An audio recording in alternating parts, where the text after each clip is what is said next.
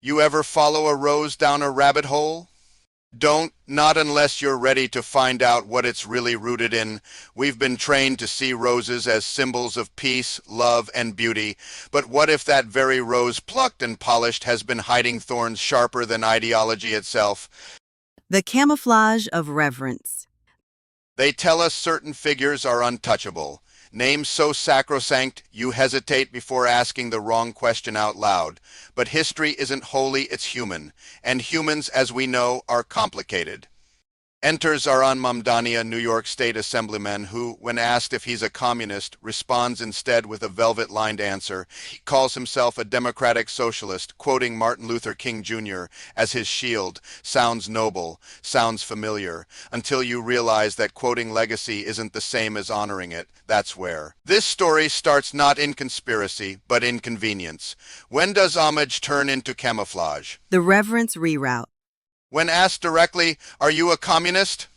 Ardhan Mamdani doesn't flinch, he deflects. He identifies as a democratic socialist, cloaking his answer in borrowed gravitas by quoting none other than Dr. Martin Luther King Jr. But quoting King isn't the same as contextualizing him. It's a tactical reroute, a way to shift the conversation from ideology to legacy, and legacy, especially one as sanctified as King's, is rarely questioned. But maybe it should be, because in Volume 6 of King's collected papers, on page 105, he doesn't just flirt with economic upheaval, he all but predicts it. He envisions a future where labor movements grow powerful enough to install a president, trigger the nationalization of industry, and bring about the end of capitalism itself.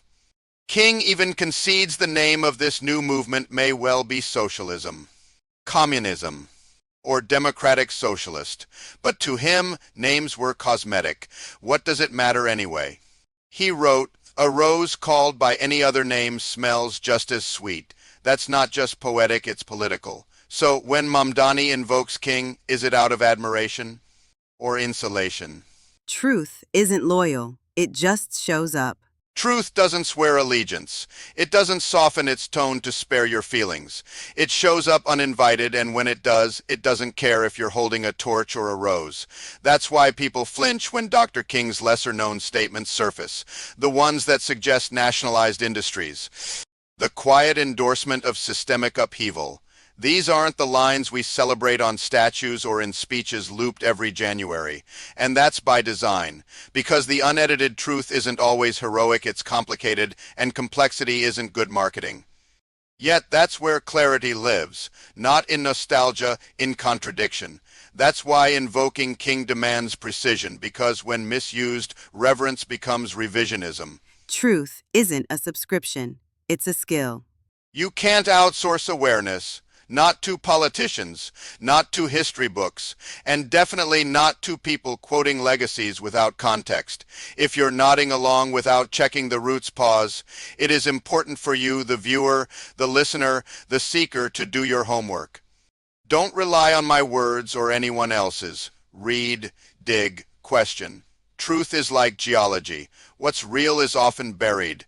The deeper you go, the more pressure there is, and that pressure, that's where integrity forms.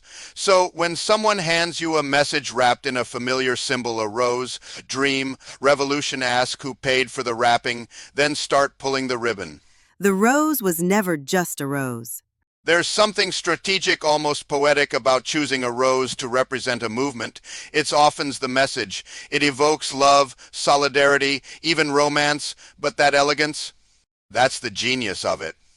The red rose has long been the symbol of democratic socialism, not because it blooms, but because it distracts. Ardhan Mamdani stands behind that symbol. He invokes King, aligns with a movement that wears history's favorite preacher like political cologne, and most people never blink.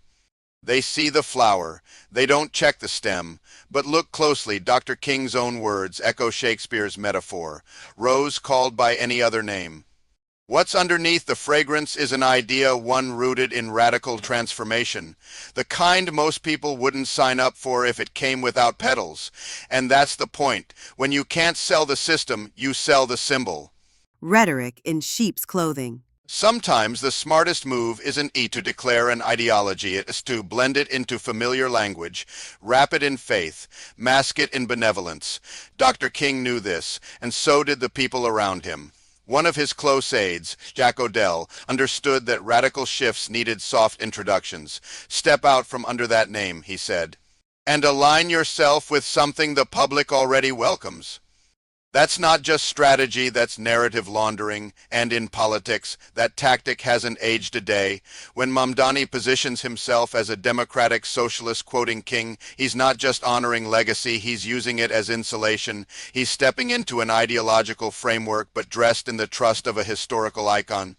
And most people, they don't read the fine print. They hear justice. They see a rose, and they stop there. That's how revolutions sneak through the front door when everyone's busy admiring the welcome mat. Legacy isn't always earned. Sometimes it's repurposed. We don't just inherit legacies, we shape them. And sometimes we weaponize them. The public remembers Martin Luther King Jr. through a filtered lens, marches, speeches, dreams. But those carefully curated echoes often leave out the parts that challenge the dominant economic order. What remains is a version of King that's safe for public consumption, and once a legacy becomes that sanitized, it becomes available for use. That's what we're seeing. Political figures like Mamdani aren't just quoting history, they're rewriting its purpose. They're borrowing moral currency from icons to fund ideological expansion, not through transparency, but through proxy. Because invoking King doesn't require accuracy anymore, it just requires confidence. Wrap your agenda in his words. No one reads the receipt. That's how influence scales, by turning memory into marketing. Prophets don't get to choose their translators. Here's the danger. Once a legacy is accepted wholesale, its meaning becomes negotiable. The louder the applause, the less people check the script. And while the original voice fades, others step in rewriting, reframing, repurposing. That's how movements mutate, not in the shadows, but under spotlights. This isn't new. Go back to the 1930s. Men like Alexander Trachtenberg, a publisher and Communist Party member, didn't push the word communism in the streets. Instead, he used books and unions and the language of equality to advance Marxist goals through palatable fronts. Look to Willy Münzenberg, the master propagandist who cloaked Soviet messaging in humanitarian campaigns, or the Fabian Society with Sidney and Beatrice Webb, who preached gradual socialism through democratic reform while praising the Soviet experiment. Antonio Gramsci, from his prison cell, theorized how reshaping culture, not politics, was the key to revolution. Even Norman Thomas, though publicly anti-communist, blurred lines between religion, morality, and redistribution, making socialism seem like a spiritual duty. These weren't accidents. They were operators, and that blueprint didn't fade, it evolved. When someone like Mamdani drapes their agenda in legacy, wrapped in King's cadence and the fragrance of roses, we're not watching homage, we're witnessing repetition. History doesn't always repeat itself, but it rhymes. And in this verse, the instruments are names we revere, and the lyrics are written by those who learned long ago. Don't sell the system. Sell the symbol. Roses wither. Truth doesn't. Reminder, stay curious, but before you take this in, don't just believe what I'm saying. Don't believe anyone blindly. Don't only chase what confirms what you already think. Go further, challenge yourself. Real growth doesn't live in comfort zones. Truth has a shelf life. The longer we delay our investigation, the more distorted it becomes. And when distortion becomes doctrine, history repeats not because it's inevitable, but because people choose to ignore it. That's the part they won't say out loud, because if they admitted they saw the signs and did nothing, they'd have to own it. They'll call it unexpected, call it accidental, but those are excuses. And at some point, the excuses expire. The victim card gets revoked. They must be told, you don't get to claim surprise when the warning signs were in bold. You don't get to cry foul when it was your silence that cleared the path. And above all, you don't get to feign ignorance and still have the audacity to act like you weren't complicit. So ask yourself, why did it take this long to hear that King once envisioned a future that could resemble socialism or even communism? Why is a politician like 𝙤𝙤 Mamdani allowed to echo that arc without unpacking what it really means? Why are roses still used to perfume revolutions that cut at the root? These questions now belong to you, because beliefs shape behavior, and the way we interpret history determines whether we build clarity or repeat collapse. So don't chase the flower, look at the roots. Because when history knocks again, and it will, no one gets to say, I didn't know, not this time, not after this.